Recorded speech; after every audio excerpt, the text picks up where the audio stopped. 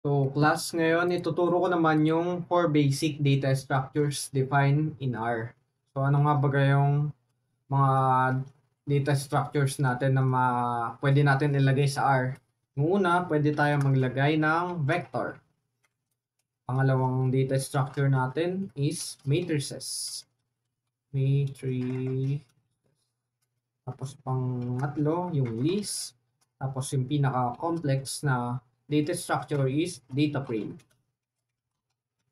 So, punta muna tayo sa vector. Ano nga ba yung vector?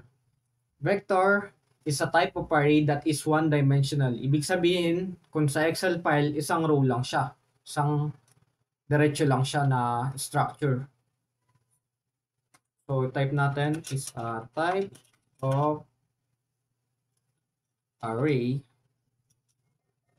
that is one-dimensional. Kumbaga sa magpa-plot tayo sa 2D, hindi siya 2D, 1D lang siya. Bali, arrow up lang siya or kaya arrow down. Parang ganun. So, hindi tayo pwedeng mag-plot ng dalawang tuldok. Then, paano nga ba gumawa ng vector sa R? In R, you can create a vector using C function. Bali, ganito. Lalagyan mo ng C tapos close and open parentheses. So, by example, kuwari, numerical vector equal to C. Tapos ano tayo ng 5. Roll enter. Ayan. Sa numerical vector, meron na tayong inlagay na 1 to 5. Tapos character vector equal to C. Tapos kailangan may apostrophe A. Double apostrophe ulit. C. D. Tapos E. Ayan. Pwede rin tayong gumamit ng boolean. So, pare logical ba? Logical vector. Vector is equal to C. Tapos, true, false, true, false. Enter, ayan. Bali, ganyan lang yung paggawa ng vector. So, take note lang guys, mas madalas ginagamit natin yung vector, tapos isang element lang lagi yung nilalagay natin. Pwede naman tayo maglagay ng ibang element. Kuwari dito, lagay tayo ng character. Pwede pa rin, kaso parang papangit yung data natin. Oops, hindi pala Ayan. Bali, in-update ko, ayan, nagkaroon ng A. Pero syempre, pangit siyang tingnan. Mas maganda, sama-sama yung same element. Ngayon naman, kung gusto natin na mapadali yung buhay natin, kuwari magano tayo ng consecutive numbers. Gagawa tayo ng consecutive numbers. Pwede natin gamitin yung semicolon. Example nito is count 10 is equal to 1 to 10. By semicolon, magbibilang lang siya ng 1 hanggang 10. Magkakaroon tayo ng vector ng hanggang 110. Lagay ko na din dito, semicolon function. Para ma-screenshot nyo mamaya.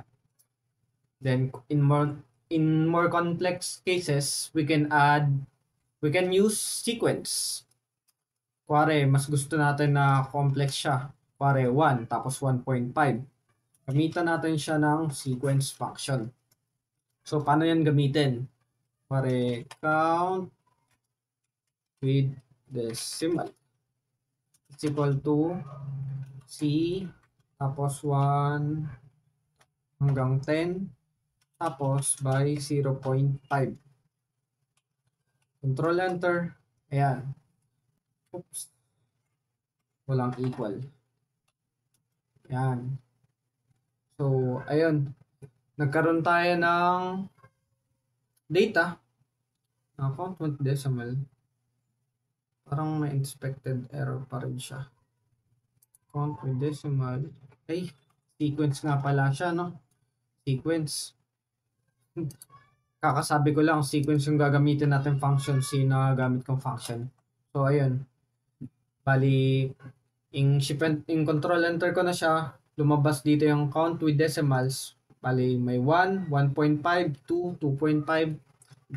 Tapos, para makita natin siya na mas maayos sa console, mas maganda sa console siya lalabas, type lang natin count with decimals. Yan, tapos control enter. Ayun, lalabas na siya sa console. Makikita nyo na mas maayos yung ating data.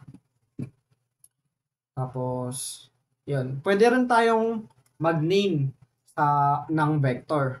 So, paano ba mag-name ng vector?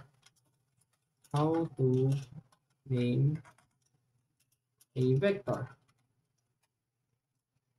So, para makapag-name tayo ng vector, pwede natin gamitan ng function na names. Yan, names. So, paano siya gumagana? Example, meron tayong vector na grades, tapos statistics is equal to C, tapos ang grade niya ay may naka-1. Uy, sana all. Tapos, dos. Tapos, gawin natin bagsak yung isa.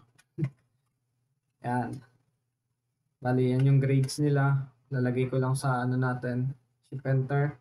Ay, control enter. Then, print natin. Grade statistics. Meron tayong grade statistics na 1, 2, 5. Tapos, hindi lumalabas yung ano. Bukan ko kaya 2.75. 2.75. I-run ulit natin to. Ayan. Mas maganda, maglagay ako ng decimal para makikita natin na may decimal point yung lalabas sa console. Then, para magamit natin yung names, type lang natin yung names na function, tapos ilagay natin yung grade size statistics.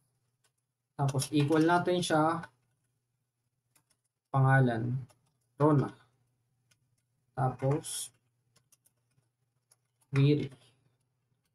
Kaya, Randall. Control enter para maano yung pangalan nila, ma-register yung pangalan nila, para pag in-type natin, pag in-print ulit natin yung grade nila, grade statistics, lalabas na yung pangalan nila. Ito siya. So, yun lang muna class. Bali, see you in the next video.